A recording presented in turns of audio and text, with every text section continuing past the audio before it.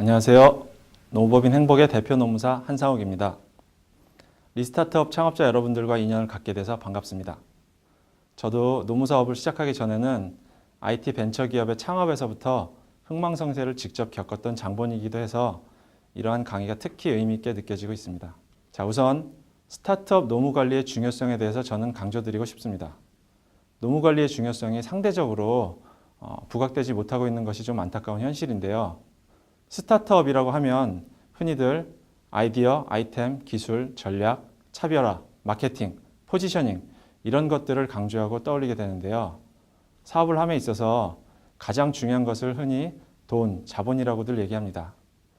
한편 그만큼이나 중요하고 아니 어쩌면 더 중요한 것이 저는 사람, 직원들에 대한 관리라고 생각합니다.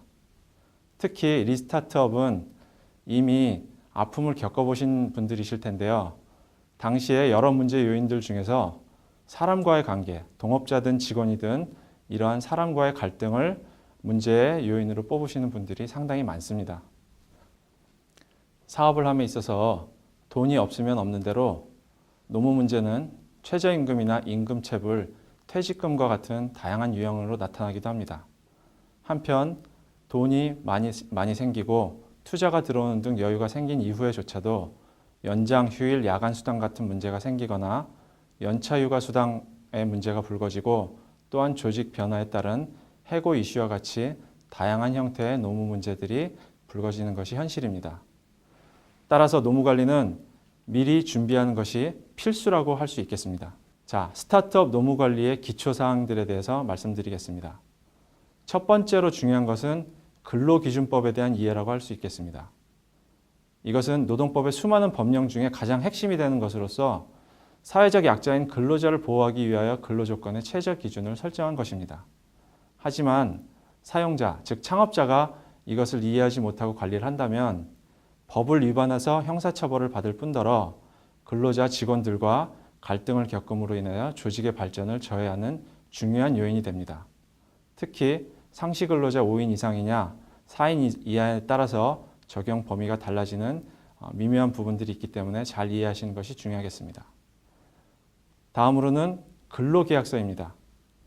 우리 법은 서면 근로계약서의 작성 및 교부가 의무라고 명시하고 있습니다.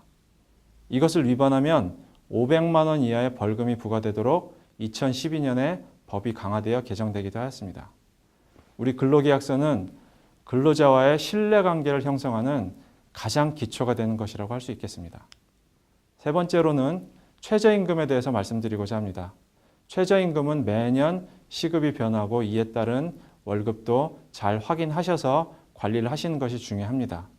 스타트업 초기라고 해서 자금이 부족하다고 최저임금을 무시한다거나 이런 식으로 운영이 되면 궁극적으로는 조직 발전에 저하가 되는 중대한 문제를 초래한다고 할 수 있겠습니다. 넷째로는 연차휴가 문제도 중요한 이슈입니다.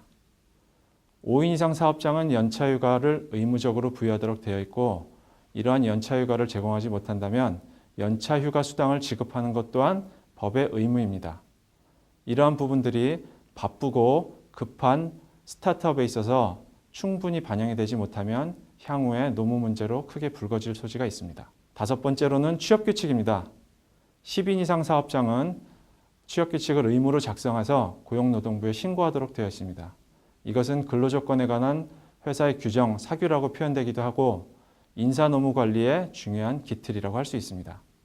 자, 끝으로 해고에 대한 이슈도 참으로 어려운 문제입니다. 우리 근로기준법은 정당한 이유 없이 해고를 하지 못한다고 되어 있습니다. 이것은 해고 자체가 금지된 것이 아니라 부당한 해고를 금지하는 데 취지가 있습니다. 반드시 해고는 서면으로 해고 사유와 시기를 명시해서 통보해야 하는데 궁극적으로는 해고보다는 권고사직이라든가 근로자와 사용자 간의 합리적인 방식으로 문제를 해결하는 데 중요한 포인트가 있다고 할 것입니다. 네, 끝으로 노무관리는 시대적 변화의 흐름을 잘 파악하는 것이 중요하겠습니다. 과거에는 인정이나 의리, 관행 등을 통해서 조직 관리를 해왔다면 최근에는 근로자들이 합리적 근로계약과 준법 경영을 통한 신뢰를 선호하는 경향이 뚜렷이 나타나고 있습니다. 노무관리는 따라서 근로자 채용 이전에 준비를 하는 것이 바람직하겠고요. 이러한 신뢰 기반의 노무 관리를 통해서만이 근로자들의 동기부여와 성과를 창출할 수 있을 것이라고 생각이 됩니다. 자, 이번 시간에는 우리 스타트업 창업가들을 위한 노무 문제에 대해서 말씀을 드렸는데요. 노무 관리의 중요성과 스타트업 창업가들의 노무 관리의 기초 사항들을 쭉 설명드렸습니다. 인사가 만사라는 옛말처럼 우리 스타트업 창업가들이 사람을 통한 사업의 성공을 이루시기를 바라겠습니다. 감사합니다.